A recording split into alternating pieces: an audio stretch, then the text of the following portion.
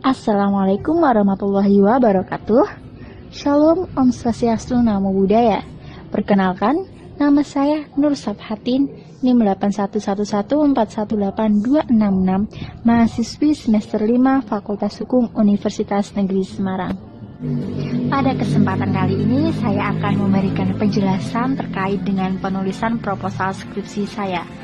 Berikut penjelasannya. Proposal ini berjudul Pelaksanaan Perlindungan Hukum bagi Konsumen terhadap Makanan Tanpa Izin Edar yang beredar melalui transaksi e-commerce.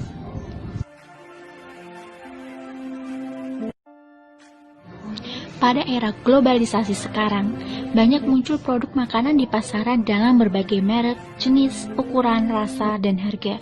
Berbagai macam produk makanan tersebut telah melalui berbagai macam syarat dan prosedur untuk dapat dipasarkan ke masyarakat. Salah satunya yaitu produk makanan tersebut harus mencantumkan nomor izin edar pemakaian produk makanan tersebut. Hal ini wajib dilakukan agar konsumen tahu keamanan, mutu, dan gizi makanan tersebut sehingga konsumen tidak dirugikan. Namun, pada kenyataannya yang terjadi di masyarakat, masih banyak terdapat pelanggaran terhadap ketentuan yang terdapat di dalam Undang-Undang Perlindungan Konsumen. Peredaran makanan kemasan yang tidak memenuhi persyaratan saat ini dilihat semakin mengkhawatirkan.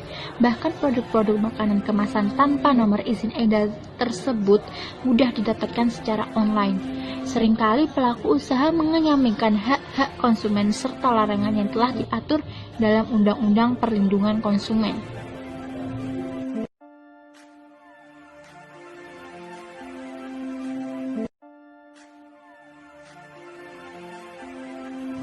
Berdasarkan latar belakang masalah tersebut, penulis mempunyai rumusan masalah sebagai berikut. Yang pertama yaitu bagaimana pelaksanaan perlindungan hukum bagi konsumen jual beli online di Lembaga Pembelaan dan Perlindungan Konsumen atau LP2K Semarang.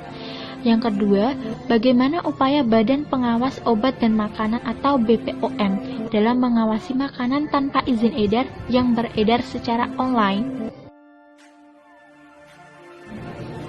Landasan teori pada proposal ini yaitu teori efektivitas hukum. Ketika berbicara sejauh mana efektivitas hukum, maka kita pertama-tama harus dapat mengukur sejauh mana aturan hukum itu ditaati atau tidak ditaati. Jika suatu aturan hukum ditaati oleh sebagian besar target yang menjadi sasaran ketaatannya, maka akan dikatakan aturan yang bersangkutan adalah efektif.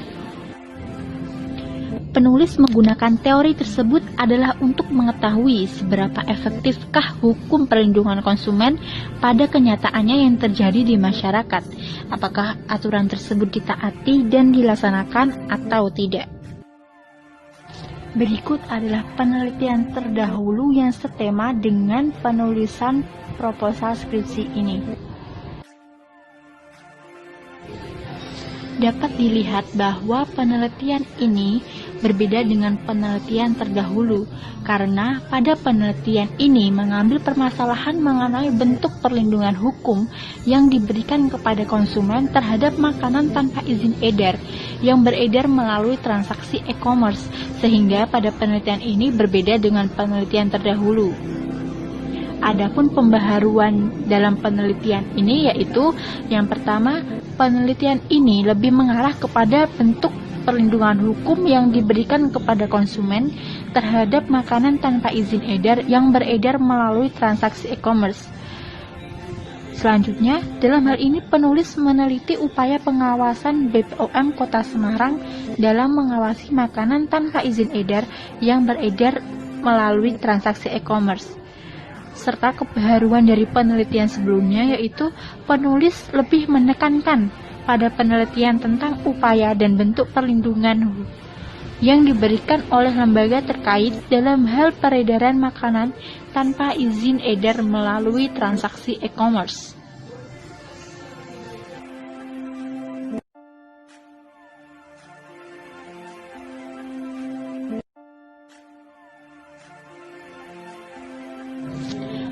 Jenis penelitian pada proposal ini yaitu penelitian hukum dengan tipe yuridis sosiologis, yakni merupakan penelitian yang dilakukan terhadap keadaan sebenarnya yang terjadi di masyarakat dengan maksud untuk mengetahui dan menemukan fakta dan data yang dibutuhkan. Sedangkan pendekatan penelitiannya yaitu dengan metode pendekatan kualitatif. Pendekatan kualitatif yaitu penelitian terhadap suatu proses, peristiwa, atau perkembangan di mana bahan-bahan atau data yang dikumpulkan adalah berupa keterangan-keterangan dari fakta-fakta atau fenomena yang berupa kata-kata dan tidak mengadakan perhitungan.